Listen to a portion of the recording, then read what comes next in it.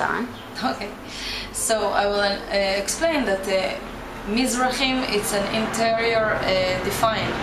It's like when you translate the word into Hebrew, it's like Eastern people. But in fact, I'm not from the East. Maghreb, Morocco, is the West. And a lot of countries are much Western than this define. But I think it's something that created inside Israel a definition to all the people which were not Ashkenazi.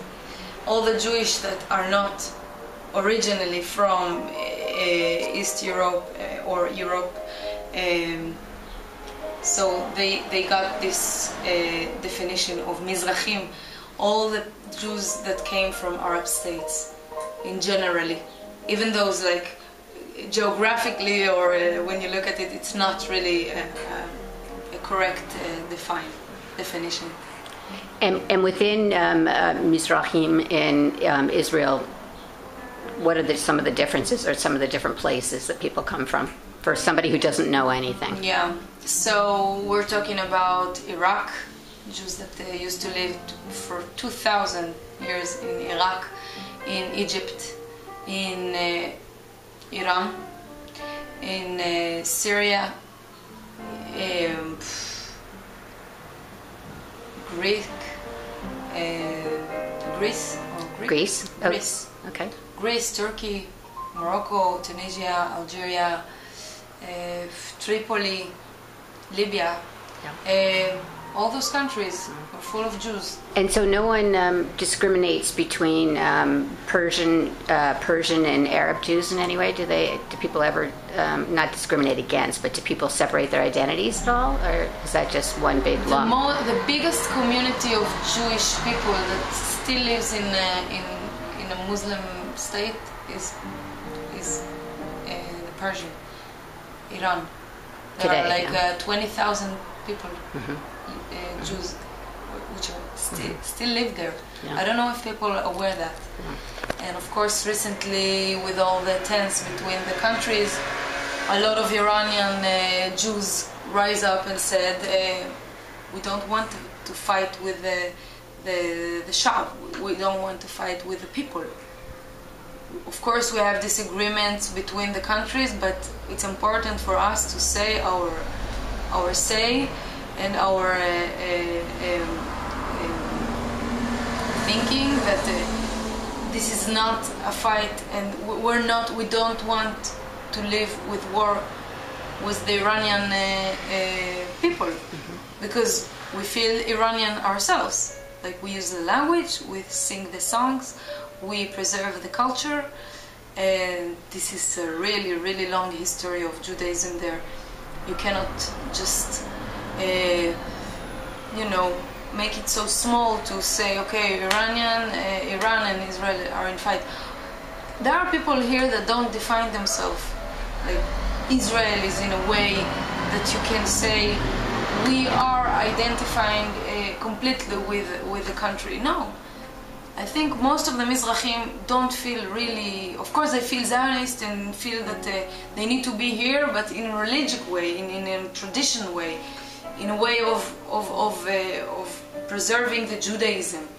But they don't feel that they want to be in fight with the country originally they came from. For example, take the war between Iraq, Saddam Hussein, and Israel. When Israel bombed one of the really famous bridges there in Iraq, a lot of Iraqi Jews sat here and cried. Of course, Israel were standing behind those bombs, and they felt that Israel protecting their life. But from the other hand, all their memories, all their childhood, were erased in the same time.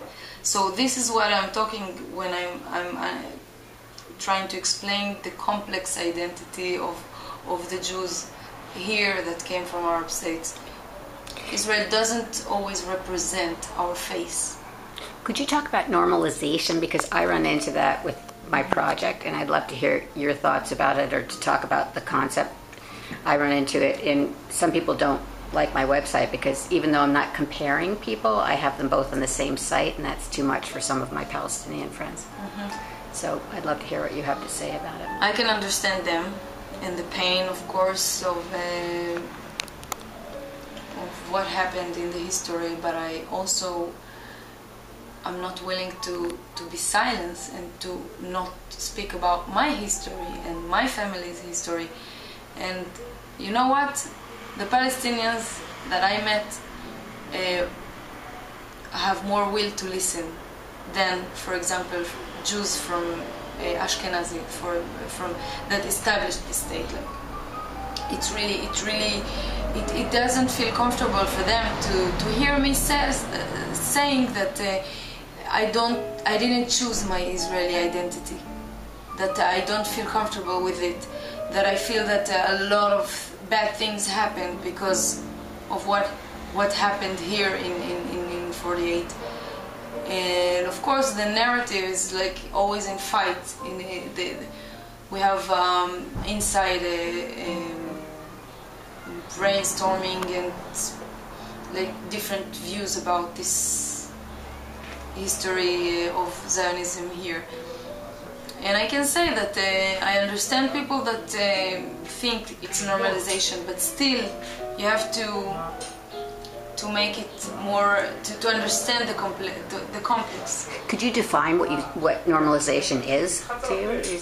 Because it's a hard concept. Yeah, it's a hard concept. I it. think some people that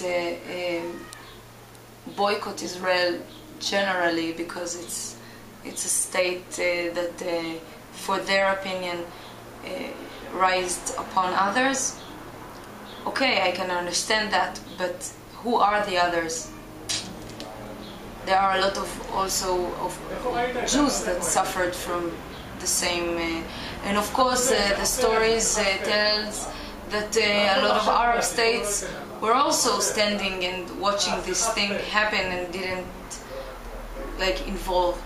There are a lot of Muslim youngsters that making films about the periods of Jews lived in their countries and asked, wait a minute, after 2,000 years we just willed to let them go? How does it happen? How did it happen? They were betrayed somehow? I think those questions maybe will be solved maybe 100 years or maybe if we're lucky in soon, but not really soon, because the people who still hold the power have more power to make it silence and more power to leave the situation as it is.